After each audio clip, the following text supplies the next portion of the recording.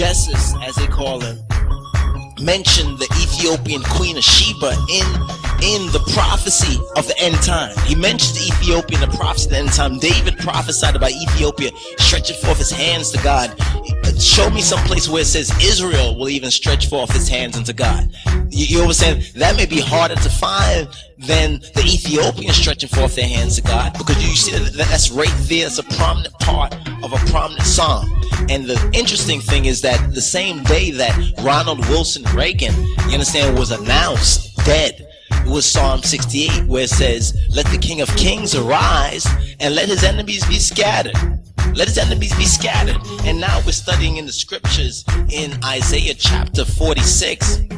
In Isaiah chapter 46, is speaking about this woman who's in travail. In verse 17, there's a woman with child that draws near to the time for delivery, and she's in pain, cries out of her pangs. So have we been in his sight. Not in the sight of the world, but in his sight. Notice the key right there in that scripture says, so have we been in your sight, O Abba, O Father, O Abba too, I Father, his Father. His Father, the Father of Yeshua HaMoshiach, the Father of our Gita, our Master and Medhanit, and our medicine, Jesus Christos, who they have blasphemed with the name of with Zeus and the pagan gods of Greco-Roman culture, because they still follow after this Greco-Roman. This is a Greco-Roman American, Greco-Roman Anglo-Saxon church. You understand? But Christ always comes last in it. Christ is not put up front. They say they're Roman Catholics before they even mention anything about being Christian. They find out what the Pope thinks about it before they find out what does Christos, what does Yeshua teach on this. Yet it goes on to say that we have been with child, because it's a new birth, that the people of God, the people of the Almighty are going through a new birth. We have been with child. We have been in pain. The Africans around the world and people of color have been with child, have been in this pain. We have, as it were, we brought forth wind. All we can do is just speak about our cause and sing songs and cry out. And just like wind, we have not done, have not wrought, have not worked any deliverance in the earth. There's no true deliverance. Every little advance, it seems, of people of color has been somehow overturned. It says, neither have the inhabitants of the world fallen, those who inhabit the world system, those who the rulers, the archons, as they call them, of the world. It says, thy dead men shall live together with my dead body. Together with my dead body shall they arise.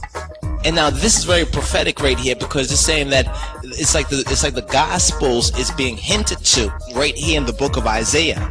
It says, awake and sing. Notice what it says in the very next verse. How do we arise? We awake and we sing. It says, ye that dwell in the dust, we that dwell in the afar, we that dwell in this nature, in this construction, you understand, of our nature. But the afar, what's interesting about the afar is a tribe of the Ethiopians. So when it says that Adam came from the afar and he went back to his people, the afar, we find that the afar, we call them the afar. But in the scripture it's called afir. But afir and afar is basically one and the same word. It's a matter of, as you say, pronunciation. So we dwell in the afar. We dwell in that state. We dwell from that group of people, some of the original inhabitants of the earth, the original tribes of humanity. But now we're going further into Genesis at this time. But let's go forward with this reading, verse 19 of chapter 26, where it says, for thy dew is as the dew of herbs. Your dew is as the dew of herbs, and the earth shall cast out the dead. So we're looking at a resurrection that's going on right now. There's things that Father could not even reveal to us, because they were so much beyond the simple message that he did reveal to us, and we still are trying to minister that. We still are ministering that simplicity of Christos, the direct word of Christ. It says, come, my people, and enter into thy chambers. Come, my people, enter into your chambers, and shut thy doors about thee. Hide thyself, as it were, for a little moment, and until the indignation be overpassed. We have to hide ourselves for a short moment until the indignation. There's an indignation which is coming. For behold, look in sight, Negush-Nagesh, the King of Kings, comes out of his place to punish the inhabitants of the earth for their iniquity, for their rebelliousness, for their rebellion against the principles of his majesty, which were the real peace that the humanity has had for the last 50 years, was because the works of the King of Kings. So we got to note this word, look and see. The King of Kings comes out of his place to punish the inhabitants of the earth for what? For their rebelliousness, for the rebellion against teachings of his majesty. It says the earth also shall disclose her blood and shall no more cover her slain. We get to see that happening, that whenever there's anything happening because of technology, it's like around the world we know if somebody gets slain somewhere in the other part of the world, we get to know these things over here.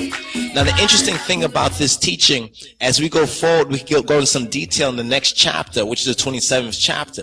But we'd like to just go forward a little bit to the 28th chapter, where it's talking about the crown of pride, the drunkards of Ephraim, whose glorious beauty is as a fading flower, which are on the head of the fat valleys of them that are overcome with wine. It's speaking about the American clan system right here.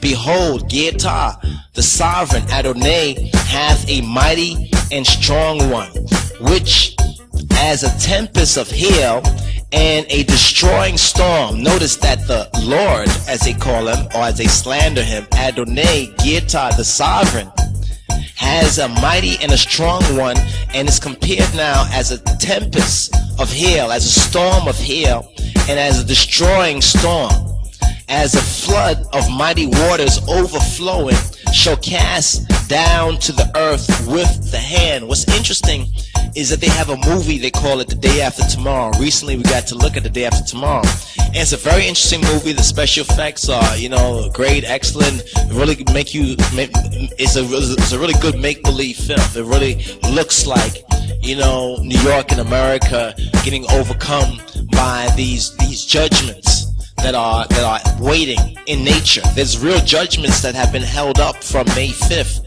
2000. You see, May 5th, 2000 was a whole alignment. Even the other night, I think it was, June 4th, June 5th, there was a whole alignment with the planets. And Venus was seen risen too. So what we're seeing happening in creation is little signs and warnings. The beast, they're under total delusion. If you're following the beast, you're going to go into perdition with the beast. And if you're listening for the truth and seeking the truth, you found it. You understand? What you need to do is to find yourself in this truth and to build a foundation, because verse 2 of chapter 28 is talking about the day after tomorrow.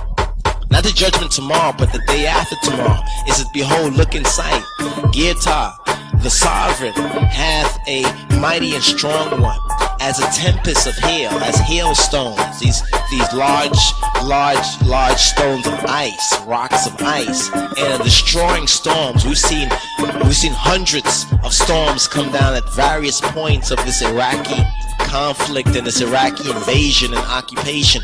We've seen it at the beginning of the war. We've seen it recently. We've seen states go through fire and flood and storm. And that's what it's talking about. As a flood of mighty waters overflowing shall cast down to the earth with the hand. It says that the crown of pride. Notice the crown. It's a crown of what? A crown of not honor, but it's a crown of pride, of arrogancy. The drunkards of Ephraim shall be trodden under feet, and the glorious beauty which is on the head of the fat valleys shall be a fading flower. We see America and the beauty of this country and land, because of the judgments, is becoming as a fading flower. What we're trying to say to ones is redeem the time, recognize the hour. And as the hasty fruit before the summer, as the hasty fruit, as a fruit that dries up even before the time of the harvest, which when he that looked upon it seeth, when the one that looks on it sees it, while it is yet in his hand, he eats it up. While still in his hand, he eats it. He asks it because it's the hasty fruit. is the hasty fruit before the summer. In that day shall Negusa Neges, shall the King of Kings of Hosts, shall the power of the Trinity be for a crown of glory. Kadamawi HAILE SELASSIE Negusa Neges, Ethiopia is for I and I a crown of glory and a diadem of beauty to the residue of his people. See, it's not about trying to save all the black people.